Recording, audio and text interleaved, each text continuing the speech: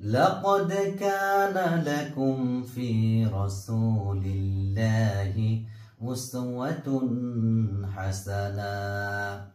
রব্বুল আলামিন বলেন, আমি মুহাম্মদুর রাসূলুল্লাহ সাল্লাল্লাহু আলাইহি ওয়াসাল্লামের মধ্যে তোমাদের জন্য উত্তম আদর্শ রেখে দিয়েছি।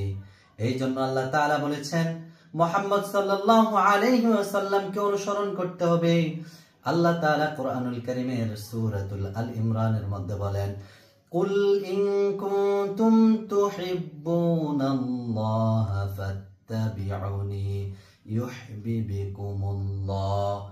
আল্লাহ তাআলা বলেন, হে হাবিব আপনি বলে দেন, যদি কেউ আল্লাহকে ভালোবাসতে চায় তাহলে ফাত্তাবিউনি, যাতে করে আপনার অনুকরণ করে। আপনাকে যদি অনুকরণ করে তাহলে ইউহিব্বুকুমুল্লাহ, আমি আল্লাহর ভালোবাসা সে পেয়ে যাবে।